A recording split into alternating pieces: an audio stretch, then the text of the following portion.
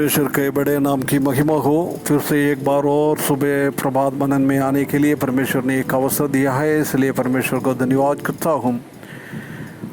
सबको प्रभु यीशु मसीह के मीठे और पवित्र नाम से जय मसीह की। पिछले दिनों में हम उत्पत्ति की किताब 35 अध्याय से कुछ मनन करना चालू किया था। पहला पद में हमने देखा था ही कि परमेश्वर याकूब को सीधे आज्ञा दे रहा है, तुम अभी ये शेकेम ये सब छोड़ो, अभी तुम बेथेल में जाना है, परमेश्वर का भवन में जाना है, जहाँ मैंने तुमको दर्शन दिया था उसी जगह में जाना। जो हम दूसरा पद में हम देख सकता है कि वो बात सुनने के बाद याकूब के जीवन में क्या प्रतिक्रिया उसने किया है, क्या रिस्पॉन्स उसने किया है।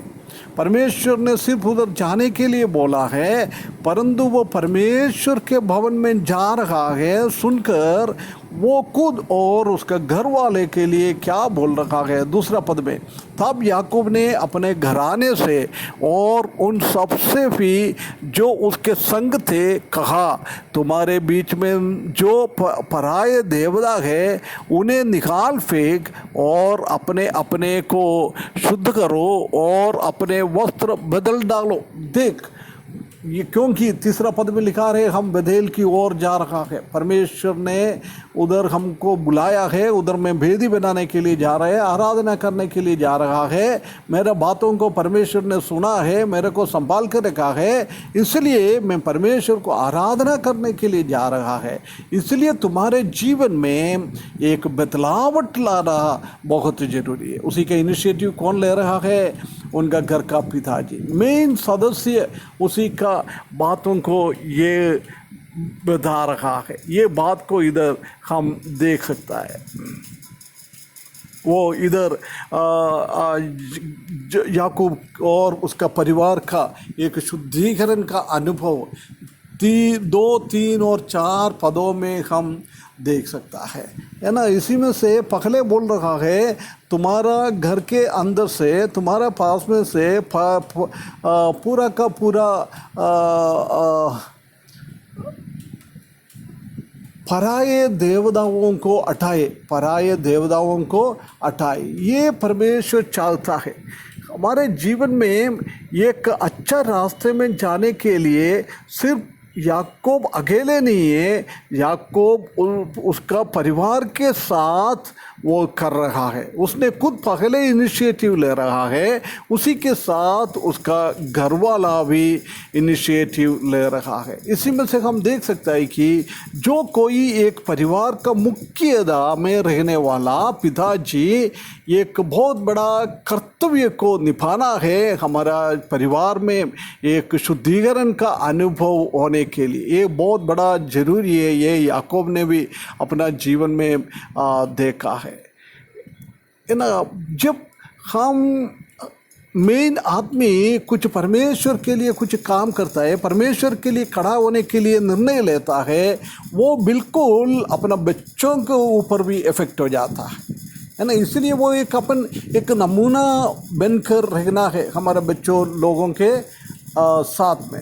हम कितना भी परमेश्वर की रास्ते में चलने के लिए बच्चों को हम बोलता है, हम सिखाने के लिए सोचता है, परंतु वो इतना ध्यान नहीं रखता है हमारा बच्चों लोग। फिर हमारा बच्चों लोग क्या ध्यान देता है, हम बोल रहा है उसी के तरफ से हमारा जीवन में बदलावट है क्या वो देखता है। हम क्या कर रहा है वो बच्चों के ऊपर इफ़ेक्ट हो जाता है। हम कुछ बोलने से नहीं, हम पहले करके दिखाओ। याकूब खुद वही करके दिखाया है। याकूब बोल रहे हैं अपने आप को सबको एक पवित्रीकरण का अनुभव में पर देवताओं को हमारे अंदर से हटाना है। हम जानता है कि वो पर देवताओं को उनके बीच में था, क्योंकि उनका माँ राहेल ने अपना घर से वो पर देवताओं को छुटा कर लेके आया। जेनेसिस उत्पत्ति 31 का 19 पद में हमने देखा है।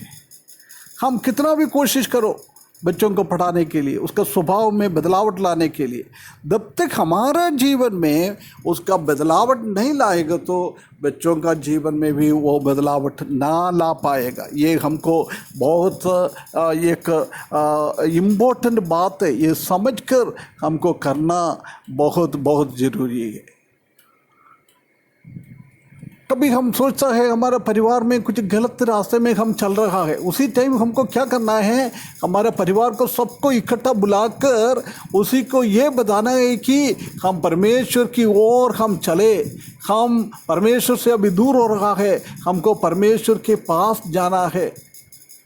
हम बहुत बार हमारा परिवार की प्रार्थना हम छोड़ता है, परंतु परमेश्वर के पास हमको एक डबल झील के साथ हमको वापस आना है। हम डर के रखना है, हमारा कोई भी परिवार परमेश्वर के पास आकर आराधना करना छोड़ ना पाए, उसी के साथ हम रुके। यदि हम उसी में श्योर है, उसी में हम कॉन्फिडेंट है, ऐसी है तो बिल्कुल हमारा घरवाला भी ऐसी हो जाएगा। हम क्या दर्शाता है उसी हिसाब से हमारा घरवाला भी चलता है। प्रिय भाइयों बहनों, इसलिए माता पिता का एक बहुत बड़ा रोल है, स्पेशली पिता लोगों का एक बहुत बड़ा रोल है अपना परिवार वाला परमेश्वर के सन्निधान में खड़ा होने के लिए। हम उनको एक नमूनादायक याकूब के जैसे रखना है। उसके बाद बोल रहा है अपने आप को शुद्धिकरण करो और उन्हें निकाल फेंक दो और अपने आप को शुद्ध करो और अपने वस्त्र बदल डालो। शुद्ध करना ये बहुत ज़रूरी है, वस्त्र बदलना है। हम जानता है कि ये वस्त्र मतलब ये हमारा जीवन का स्वभाव को दर्शाता है। ये बहुत बड़ा एक महत्व चीज़ है वस्त्र बदलना। वो बाहर की तरफ से नहीं, हमारा आत्मिक दीदी से भी ये दर्शाता है।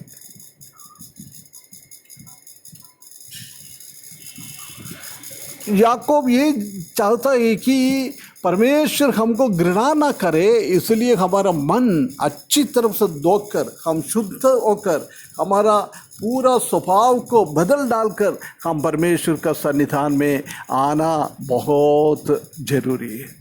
हम परमेश्वर का वचन में अधिकतर हम देख सकते हैं कि ये गारमेंट हमारा स्वभाव को दर्शाता है।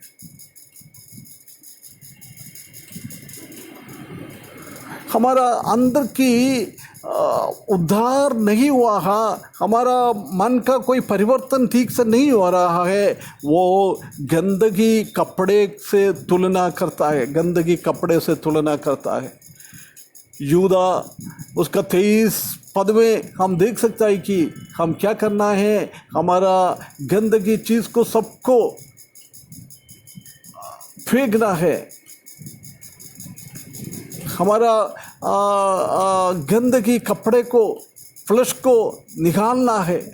और इफिसियों की पत्री 4 से 22 से 24 तक भी हम देख सकते हैं कि हम हर एक गंदगी को उठाकर फेंकना है, हमारा पुराना स्वभाव को हमको फेंकना है, हमारा पुराना गंदगी भरा हुआ जगह शरीर को हमको फेंकना है। हमारा जीवन में आत्मिकता में और मन में एक रिन्यूअल, एक नवीनीकरण हमारे जीवन में आना चाहिए। इसके लिए परमेश्वर ने हमको बनाया है, इसलिए परमेश्वर का होलीनेस में हमको आगे बढ़ना है। ये बात हम याकूब के जीवन में देखा है। प्रिय भाइयों बहनों, हमारे जीवन में भी ऐसी एक निर्णय लेने के लिए, वो निर्णय हमने लिया है, वो हमारे परिवार को बताने के लिए अपन सब एक साथ हमारे परिवार में, हमारे व्यक्तिगत जीवन में, हमारे कलीसिया का जीवन में सब दूर आगे खड़े होने वाला व्यक्ति ये निर्णय लेना है। हम उनके लिए एक नमूना बनकर एक शुद्धिकरण हमारा जीवन में आने के लिए, हमारा कलीसिया में आने के लिए इस वचन के द्वारा परमेश्वर हमको सहायता करे। उसके बड़े नाम की महिमा हो।